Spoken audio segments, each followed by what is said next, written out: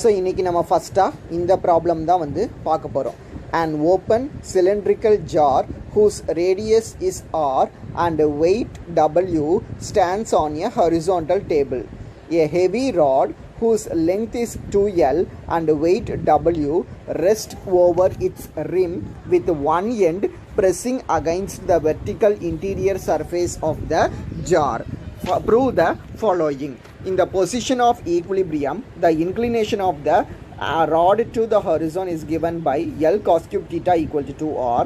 ரெண்டாவது subdivision, the rod will tumble out of the jar if the inclination be less than theta. மூணாவது subdivision வந்து the jar will tumble over unless L cos theta less than n plus 2 into R. So இந்த மூணு சப்டிவிஷனையும் prove பண்ணணும்.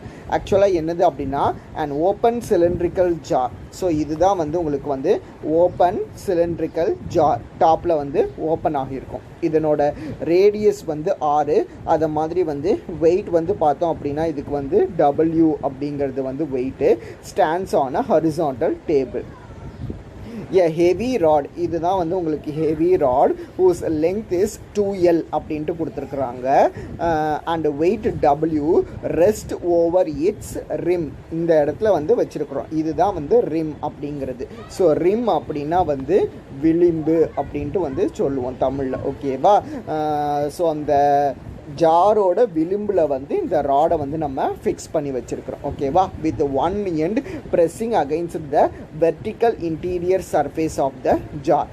அப்போ நம்ம என்னெல்லாம் prove பண்ணணும் அப்படின்னா, இந்த position of the equilibrium, the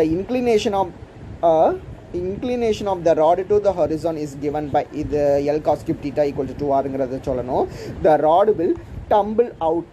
The rod will tumble out அப்படின்னா என்னது மீனிங் அப்படின்னா, ஸோ டம்பிள் அப்படிங்கிற போது பல்ட்டி அடித்து விழழுது அப்படின்ட்டு மீனிங் வரும். அதாவது நம்ம அந்த ஜார்க்குள்ளே நம்மளோட ராடை வச்சுருக்கிறோம், அந்த ஜாரை விட்டு ராடு வந்து எகிரி வெளியில் குதிக்குது அப்படின்ட்டு மீனிங். ஸோ எப்போ ராடை விட்டு அது கீழே விழும் அப்படின்னா ஆங்கிள் வந்து லெஸ் தேன் தீட்டாவாக இருக்கும் போது விழும். மூணாவது கண்டிஷன் என்னது அப்படின்னா, the jar will tumble over unless L cos theta less than n plus 2 into R. So இந்த மூணு கண்டிஷன்ஸையும் நம்ம வந்து ப்ரூவ் பண்ண போகிறோம். ஸோ அதுக்கு first forces acting on the rod, என்னென்ன ஃபோர்ஸஸ் எல்லாம் இங்கே ஆக்ட் ஆகுது அப்படின்ட்டு பார்த்தோம் அப்படின்னா, the reaction RA perpendicular to the interior surface of the cylinder. இதுதான் வந்து reaction RA. ஸோ இது வந்து இந்த சர்ஃபேஸுக்கு வந்து பெர்பெண்டிகுலராக இருக்கக்கூடியது. இது வந்து ஒரு ஃபோர்ஸ்.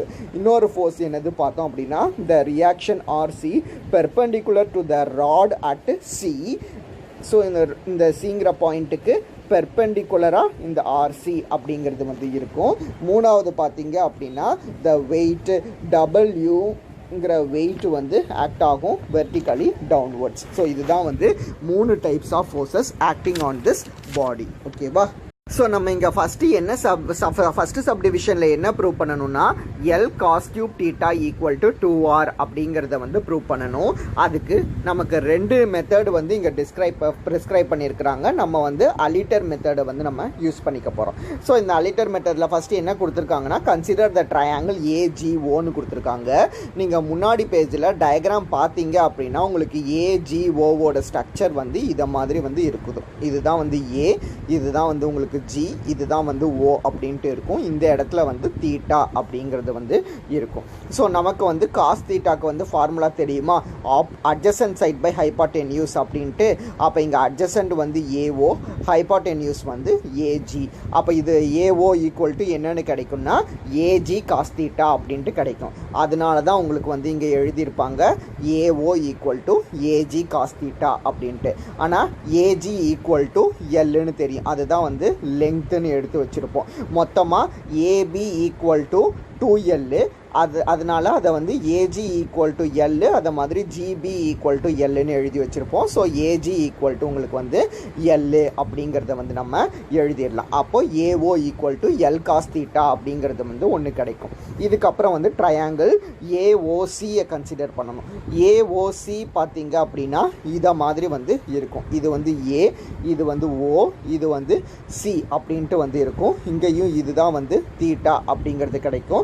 அப்போ அதே மாதிரி நீங்கள் போட்டிங்க அப்படின்னா cos AO into cos theta equal to AC அப்படிங்கிற இந்த ரிலேஷன் வந்து உங்களுக்கு கிடைக்கும். அப்போ இதுலேருந்து AO equal to AC by cos தீட்டாங்கிற இந்த தேர்ட் ஈக்குவேஷன் வந்து உங்களுக்கு கிடைக்கும்.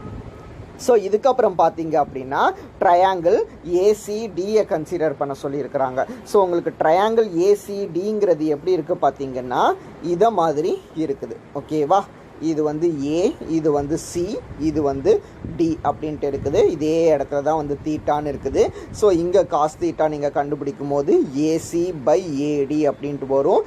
அப்போ AC equal to AD cos theta அப்படிங்கிறது வந்து கிடைக்கும். ஓகேவா, அதுலேருந்து இந்த ரிலேஷனை எழுதிடலாம். But AD equal to 2r அப்படிங்கிறது நமக்கு தெரியும். அப்போ AC equal to 2r by cos theta அப்படிங்கிறது வந்து நமக்கு கிடைக்கும். ஓகேவா, ஸோ இது கிடைச்சிது அப்படின்னா இப்போ இந்த தேர்ட் ஈக்குவேஷனையும் ஃபோர்த் ஈக்குவேஷனையும் வந்து நம்ம கம்பேர் பண்ண போகிறோம். ஸோ இங்கே ஏசி பை காஸ் தீட்டான்னு இருக்கா, ஏசிக்கு பதிலாக இந்த வேல்யூ இருக்குதா, அதை அங்கே ரீப்ளேஸ் பண்ணணும். அப்போ நமக்கு என்னது கிடைக்கும்னா 2r by cos theta into 1 by cos theta அப்படின்ட்டு கிடைக்கும், which is nothing but 2r by cos square theta. அப்போது உங்களுக்கு என்னது கிடைக்கும் அப்படின்னா AO equal to 2r by cos square theta அப்படிங்கிறது வந்து கிடைக்கும். ஏற்கனவே வந்து AO equal to L cos தீட்டான்னு வச்சுருக்கிறோம். ஸோ எல்ஹெச்எஸ் வந்து ஈக்குவல் அப்படிங்கிறதுனால உங்களுக்கு ஆர்ஹெச்எஸும் வந்து நமக்கு ஈக்குவல் அப்படின்ட்டு சொல்லலாம். அப்போ அதை வந்து நம்ம இந்த இடத்துல வந்து ஈக்குவேட் பண்ணுவோம். ஸோ ஈக்குவேட் பண்ணும்போது நமக்கு என்னது கிடச்சிரும் அப்படின்னா L equal to 2r by cos cube theta அப்படிங்கிறது வந்து நமக்கு கிடைக்கும். ஸோ அதுலேருந்து L cos cube theta equal to 2r அப்படிங்கிறத வந்து நம்ம எழுதிக்கலாம். ஸோ ஃபஸ்ட்டு சப்டிவிஷனில் L cos cube theta equal to 2r அப்படிங்கிறத வந்து நம்ம ப்ரூவ் பண்ணிட்டோம். ரெண்டாவது சப்டிவிஷன் என்னது அப்படின்னா the rod will tumble out of the jar if the inclination is less than theta. So அந்த ராடு வந்து நம்மளோட ஜாரை விட்டு வெளியில் குதிக்கும் எப்போன்னா இந்த இன்க்ளினேஷன் வந்து லெஸ் தேன் தீட்டாவாக இருந்துச்சு அப்படின்னா அதை வந்து நம்ம ப்ரூவ் பண்ணணும். ஸோ அதை ப்ரூவ் பண்ணுறதுக்கு என்ன சொல்லியிருக்காங்கன்னா now in any position the rod will tumble out of the jar if the moment of W about A is greater than the moment of RC. So moment of A வந்து W வந்து moment of ஆர்சியை விட வந்து பெருசாக இருந்துச்சு அப்படின்னா அந்த ஜாரை விட்டு நம்மளோட ராட் வந்து வெளியில் குதிச்சிரும். ஸோ மொமெண்ட் ஆஃப் W முதல்ல கண்டுபிடிக்கணும். ஸோ மொமெண்ட் ஆஃப் W எப்படி கண்டுபிடிக்கணும் அப்படிங்கிறது வந்து நமக்கு தெரியும். ஸோ W இன்ட்டு ஏஓ அப்படிங்கிறது தான் வந்து moment about the point W. ஏன்னா நீங்கள் டயக்ராமில் பார்த்தீங்க அப்படின்னா உங்களுக்கு வந்து ஏஓங்கிற லைன் வந்து இங்கே இருக்கும். இந்த ஓங்கிற பாயிண்ட்லேருந்து தான் உங்களுக்கு வந்து W அப்படிங்கிறது வந்து இப்படி கொடுத்துருப்பாங்க. ஸோ மொமெண்ட் அபவுட் W அப்படின்னா ஏஓங்கிற இந்த லைன் வரும். ஸோ W இன்ட்டு ஏஓ அப்படிங்கிறது வந்து நமக்கு கிடைக்கும். ஸோ W இன்ட்டு ஏஓன்னு எழுதுவோம். அப்போ ஏஓக்கு பதிலாக ஏஜி காஸ் தீட்டான்னு ஏற்கனவே ப்ரூவ் பண்ணி வச்சுட்டோம். ஸோ ஏஜி காஸ் தீட்டான்னு எழுதிடலாம். ஸோ ஏஜி ஈக்குவல் டு எல்லுங்கிறதும் நமக்கு தெரியும். ஸோ இது வந்து WL காஸ் தீட்டா அப்படிங்கிறது வந்து கிடைக்கும். ஸோ இதுக்கப்புறம் வந்து நம்ம லாமிஸ் தியரத்தை வந்து அப்ளை பண்ண போகிறோம். நமக்கு வந்து முதலே சொல்லிட்டோம் 3 ஃபோர்ஸஸ் என்னெல்லாம் ஆக்ட் ஆகுது அப்படின்ட்டு. ஆர்சி, ஆர்ஏ, டபிள்யூங்கிறது தான் வந்து 3 ஃபோர்ஸஸ் ஆக்டிங் ஆகுது அப்படின்ட்டு பார்த்தோம். ஸோ நீங்கள் டயக்ராமில் பார்த்தீங்க அப்படின்னா ஆர்சிங்கிறதுக்கு வந்து sine of angle between the other two வந்து 90 டிகிரின்னு இருக்கும். டபிள்யூக்கு பார்த்தீங்க அப்படின்னா sine of angle between the other two வந்து 90 + தீட்டா அப்படின்ட்டு வந்து இருக்கும். ஸோ லாமிஸ் தியரம் படி நம்ம என்ன எழுதிடலாம் அப்படின்னா RC by sine 90 equal to W by sine of 90 + theta அப்படின்ட்டு வந்து நம்ம எழுதிடலாம். ஓகேவா, ஸோ அப்போ நமக்கு சைன் 90யோட வேல்யூ வந்து 1ன்னு தெரியும். சைன் ஆஃப் 90 + தீட்டா வந்து காஸ் தீட்டா அப்படிங்கிறது தெரியும். அப்போ RC equal to W by cos theta அப்படிங்கிறத வந்து நம்ம எழுதிடலாம். இது moment about the point, moment of W about A. Next வந்து என்னது கண்டுபிடிக்கணும் அப்படின்னா மொமெண்ட் ஆஃப் ஆர்சி அபவுட் ஏவை வந்து நம்ம என்ன அப்படிங்கிறத வந்து கண்டுபிடிக்கணும். அப்போது இதை வந்து எப்படி எழுதிக்கலாம் அப்படின்னா அதே மாதிரி தான் ஏசிங்கிற லைன் வந்து இப்படி இருக்குது. டயக்ராமில் பார்த்தீங்கன்னா இதுலேருந்து வர இந்த இடத்துல தான் வந்து ஆர்சி அப்படிங்கிறது வந்து இருக்குது. அப்போது உங்களுக்கு ஆர்சி தேவை அப்படின்னா ஆர்சியோட மொமெண்ட் வந்து ஆர்சி இன்ட்டு ஏசி அப்படிங்கிறது வந்து எழுதுவோம். ஸோ அதனால தான் ஆர்சி இன்ட்டு ஏசி அப்படின்ட்டு எழுதி வச்சுருக்கிறோம். அப்போது ஏசிக்கு பதிலாக ஏற்கனவே 2r பை காஸ் தீட்டான்னு முன்னாடி பேஜில் டெரைவ் பண்ணிட்டோம். So 2r by cos theta அப்படிங்கிறத வந்து நம்ம எழுதிடலாம். எழுதுனதுக்கப்புறம் வந்து RC is nothing but w by cos தீட்டாங்கிறது இந்த டெரைவ் பண்ணி வச்சுருக்கிறோமா, RC equal to w by cos தீட்டான்னு அதை தான் வந்து இங்கே போட்டு வச்சுருக்கோம். w by cos theta into 2r by cos theta அப்படின்ட்டு. அப்போ 2wr by cos square theta அப்படிங்கிறது வந்து நமக்கு கிடைக்கும். அப்போ நம்ம என்னது கண்டுபிடிச்சிருக்கிறோம் அப்படின்னா மொமெண்ட் ஆஃப் W கண்டுபிடிச்சிட்டோம், மொமெண்ட் ஆஃப் RC அப்படிங்கிறத வந்து கண்டுபிடிச்சிட்டோம். இங்கே நமக்கு என்னது கொடுத்துருக்குறாங்க அப்படின்னா ராட் எப்போ டம்பிள் அவுட் ஆகும் அப்படின்னா moment of RA is greater than moment of W அப்படின்ட்டு கொடுத்துருக்குறாங்க. அப்போ நமக்கு என்னது கிடைக்கும் அப்படின்னா ஏவோட மொமெண்ட் வந்து WL காஸ் தீட்டா, அதை மாதிரி RCயோட மொமெண்ட் இது இதை விட பெருசாக இருக்கணும் அப்படிங்கிறத வந்து நம்ம சொல்லிடலாம். ஸோ இதை சிம்பிளிஃபை பண்ணும்போது நமக்கு என்னது கிடைக்கும்னா cos cube theta is greater than 2r by L அப்படிங்கிறது வந்து நமக்கு கிடைக்கும். ஸோ இது வந்து ஒன்று. If alpha is the angle made by AB with the horizontal in the equilibrium position, ஆல்ஃபாங்கிறது வந்து ஒரு ஆங்கிள் மேடு பை ஏபி மூலமாக மேட் ஆகக்கூடிய ஆங்கிள் தான் ஆல்ஃபா. ஹரிசாண்டலோட மேக் ஆகக்கூடிய ஆங்கிள் வந்து ஆல்ஃபா அப்படின்னா நமக்கு என்னது கிடைக்கும் அப்படின்னா cos cube alpha equal to 2r by L அப்படின்ட்டு கிடைக்கும். ஸோ இதை எப்படி சொல்லுவோம் அப்படின்னா நமக்கு இந்த இடத்துலேருந்து சொல்லுவோம். ஏற்கனவே L cos cube theta equal to 2rன்னு எடுத்து ப்ரூவ் பண்ணிட்டோம்ல. அப்போது சப்போஸ் ஹரிசாண்டலோட மேக் பண்ணக்கூடிய ஆங்கிள் ஆல்ஃபாவாக இருந்துச்சுன்னா அப்போ cos cube alpha equal to 2r by L அப்படிங்கிறது வந்து உங்களுக்கு கிடைக்கும். ஸோ ஏற்கனவே cos cube theta equal greater than 2r by எல்னு சொல்லிட்டோம். இந்த 2r பை எல்லுக்கு பதிலாக இப்போ நம்ம காஸ் கியூப் ஆல்ஃபாவை வந்து ரீப்ளேஸ் பண்ண முடியும். அப்போ உங்களுக்கு வந்து cos cube theta greater than cos cube alpha அப்படின்ட்டு கிடைக்கும். ரெண்டு பக்கமும் கியூப் ரூட் எடுத்தால் cos theta greater than cos alpha, that means theta is always less than alpha அப்படிங்கிற மாதிரி கிடைக்கும்.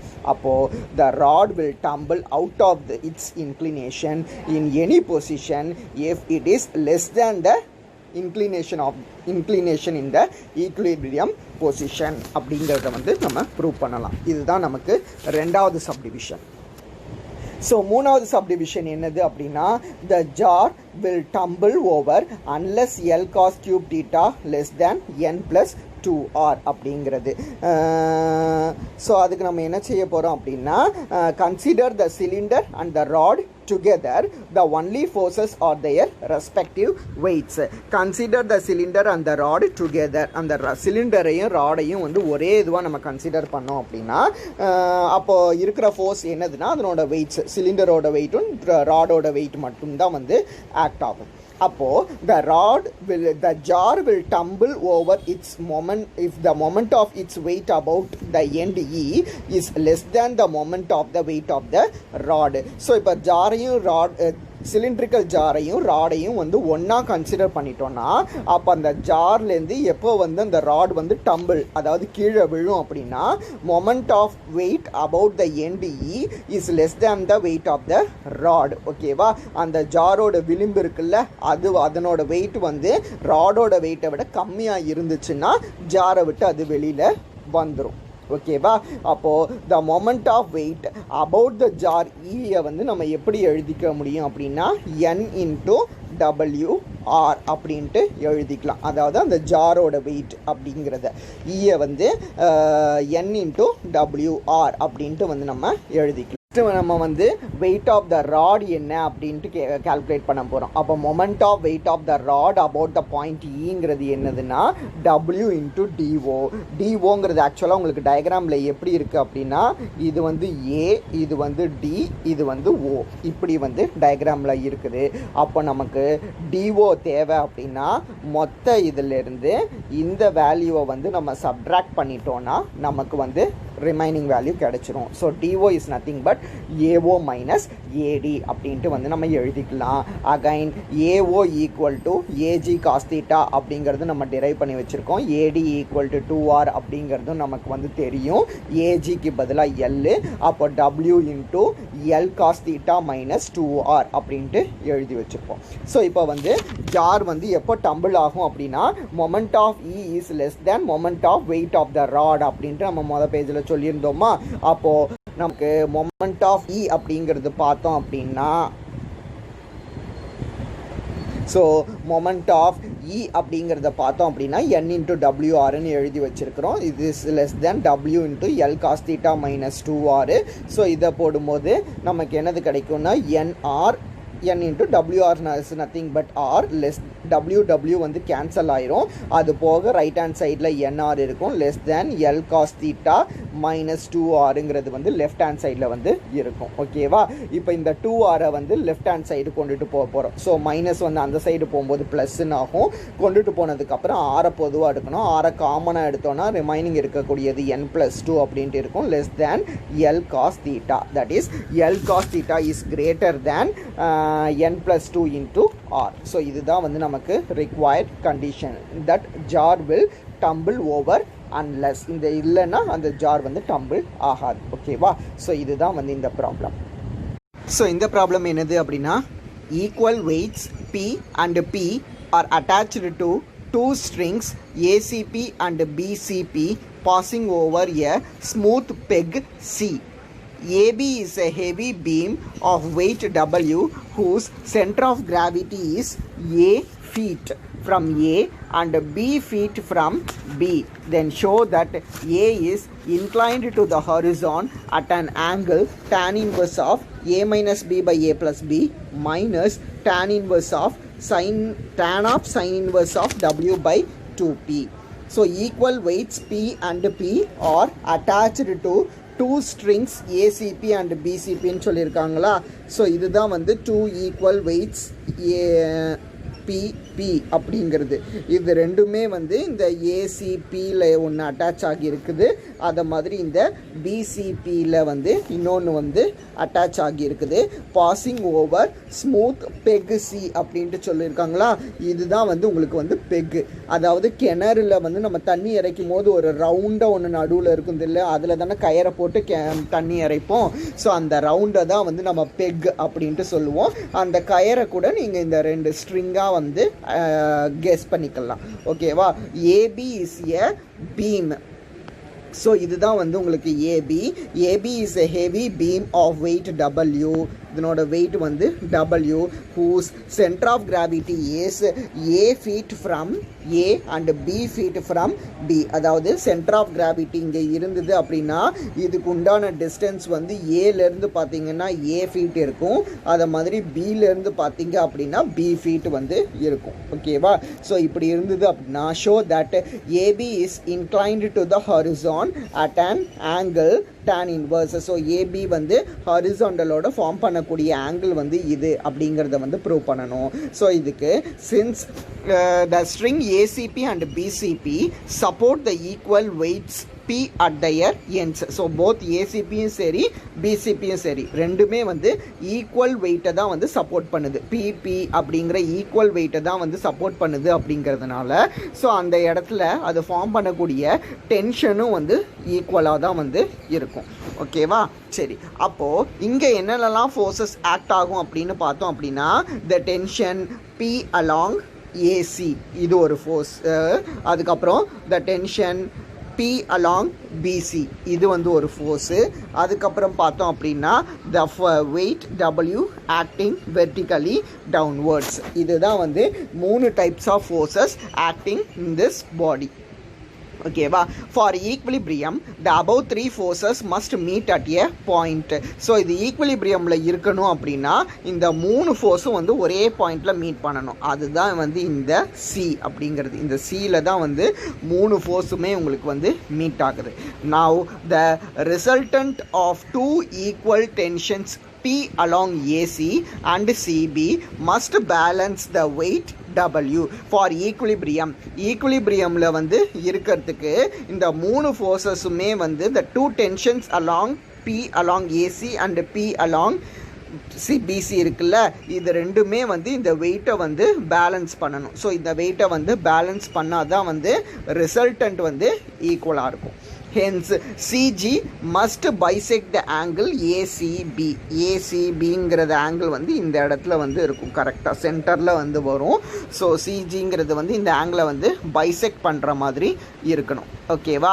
லெட் ஆங்கிள் ACBயும் சரி, ACGனா இந்த ஆங்கிள் ACGங்கிறது வந்து இந்த ஆங்கிள் ஆல்ஃபான்னு இருக்குதா, அது மாதிரி ஆங்கிள் BCG அந்த ஆங்கிளுமே வந்து உங்களுக்கு வந்து ஆல்ஃபா, ரெண்டுமே வந்து ஆல்ஃபா.